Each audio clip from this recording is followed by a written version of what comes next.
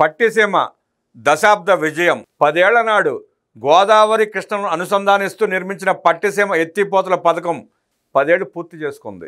దశాబ్దం క్రితం తెలుగుదేశం ప్రభుత్వం పట్టుబట్టి నిర్మించిన పట్టిసీమే ఆపత్కాలంలో డెల్టా రైతాంగాన్ని ఆదుకున్నది. నది అనుసంధానంతో గోదావరి నీటిని పట్టిసీమ ద్వారా కృష్ణా ఆయకట్టుకు మళ్లించి శ్రీశైలం నుంచి కృష్ణా జలాలను రాయలసీమకు తరలించేందుకు దక్షిణ భారతదేశంలో 2 జీవనదులను అనుసంధానం చేసిన ఘనత చంద్రబాబుకే దక్కింది.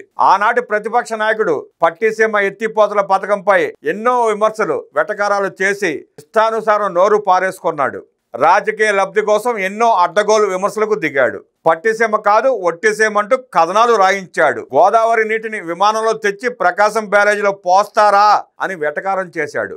అవినీతి జరిగిందని పట్టిసీమ ప్రాజెక్టుపై విషం కక్కిన పాపిస్టి చరిత్ర జగన్ రెడ్డిది. అయినా అప్పటి సీఎం చంద్రబాబు వెను తిరగలేదు. ఎన్ని అడ్డంకులు ఎదురైనా రికార్డు సమయంలో పట్టిసీమను పూర్తి చేసి కరువు ప్రాంతాలను రైతులను ఆదుకోవడమే లక్ష్యమని పట్టిసీమ నిర్మాణం చేపట్టి 10 ఏళ్లు పూర్తవుతోంది.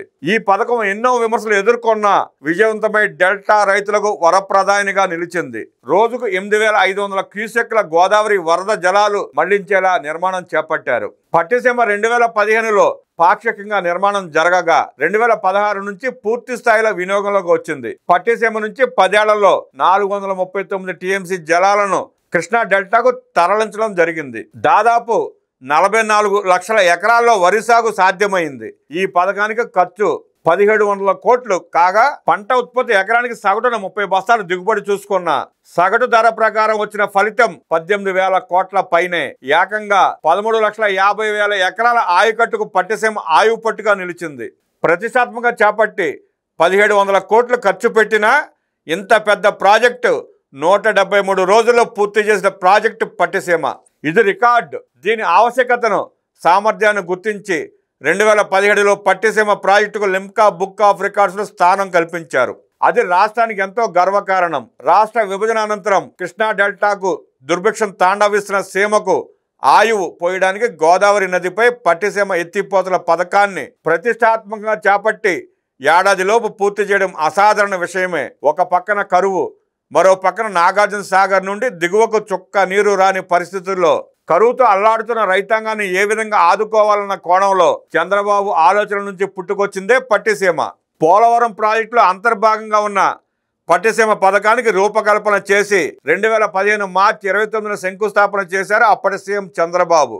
ఆర్థిక ఇబ్బందులు వెంటాడుతున్నప్పటికీ 1700 కోట్లతో పట్టిసీమ ఎత్తిపోతల పథకం చేపట్టడం, అతి తక్కువ కాలంలో పూర్తి చేయడం సామాన్యమైన విషయం కాదు. ఇంత పెద్ద ప్రాజెక్టును పూర్తి చేయడం అసాధ్యమని రాజకీయ నాయకులు, చీఫ్ ఇంజనీర్లు హెచ్చరించిన అంచెంచెల విశ్వాసంతో ప్రాజెక్టును అనుకున్న సమయంలో పూర్తి చేశారు చంద్రబాబు. పనులు అందరూ చేస్తారు, కానీ గీత గీసిన టైంకి కార్యసాధకులు మాత్రమే పూర్తి చేయగలుగుతారు.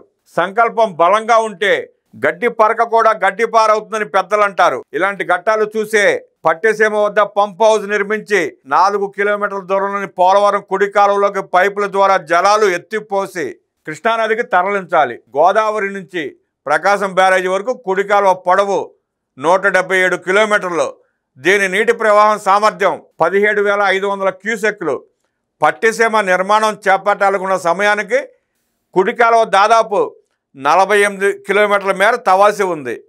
2015 సెప్టెంబర్లో నీరు విడుదల చేయాలంటే కుడి కాలువ నిర్మాణం పూర్తి కావాల్సి ఉంది.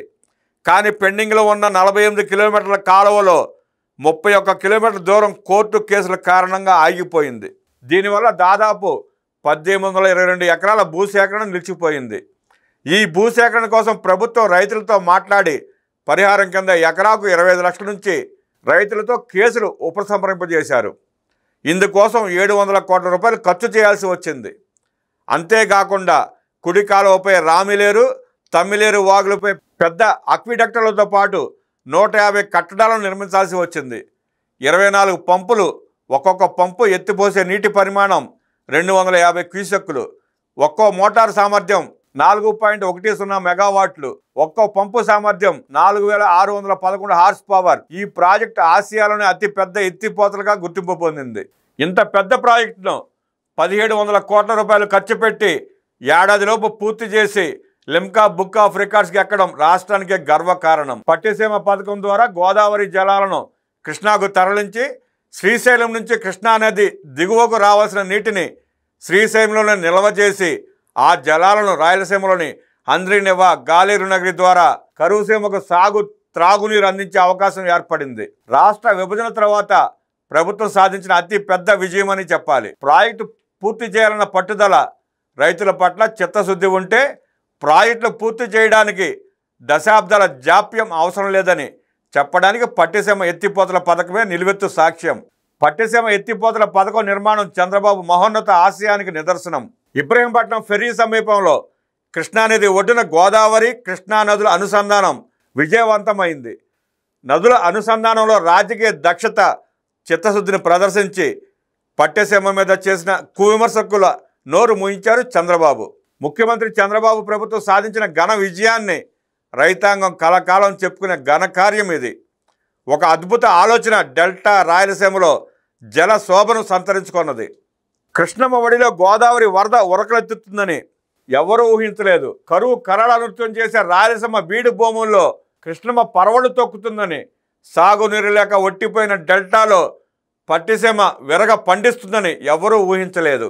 గతంలో రాయలసీమలో కాలువలు ఉన్నాయి తప్ప కాలువల్లో నీరు ఉండేది కాదు. పట్టిసీమ పూర్తి చేసి కృష్ణా డెల్టాకు ఉన్న కేటాయింపులను పోతిరెడ్డిపాటి ద్వారా రాయలసీమకు మళ్లించిన తర్వాతనే ఆ కాలువల్లో నీరు పారింది. అనంతపురంలో బుక్కపట్నం చెరువు, కర్నూలు ముచ్చుమర్రి, గోరకల్లు, అవుకు సొరంగం వరకు గండికోట చిత్రావతి ఎత్తిపోతల పథకం ద్వారా పులివెందులకు నీరు ఇవ్వడం జరిగింది. కృష్ణా నీటిని శ్రీశైలం నుండి పోతిరెడ్డిపాటు హెడ్ రెగ్యులేటర్ ద్వారా అనంతపురం, కడప, చిత్తూరు ప్రాంతాలకు హంద్రీనివా గాలేరు నగరి కాలువలకు నీటిని తరలించి రాయలసీమ రైతాంగాన్ని ఆదుకున్నది తెలుగుదేశం ప్రభుత్వం. గొల్లపల్లి, జీడిపల్లి, మారాల, చెర్లోపల్లి జలాశయాలకు నీటిని తరలించడం జరిగింది. ధర్మవరం చెరువు, కొత్త చెరువు, రాప్తాడు పెద్ద చెరువులను నీటితో నింపింది టీడీపీ ప్రభుత్వం. వందల కిలోమీటర్ల మేర కాలువల్లో నీరు ప్రవహించింది. ఏళ్ల తరబడి సాగుకు దూరమైన సీమ పొలాల్లో సిరులు పండాయి. పనులు లేక వలసపోయిన రైతులు సొంత ఊళ్లకు తిరిగి వచ్చి పొలాలు సాగు చేసుకున్నారు. పట్టిసీమను ఆవిష్కరించి బహుళ ప్రయోజనాత్మక సన్నివేశాన్ని ఆవిష్కరించిన ఘనత ముఖ్యమంత్రి చంద్రబాబుకే దక్కింది. మోక్షగుండం విశ్వేశ్వరయ్య నుంచి డాక్టర్ కేఎల్ రావు వరకు ఎందరో గొప్ప ఇంజనీర్ల కన్నా 100 ఏళ్ల కళ నదుల అనుసంధానం నెరవేరింది.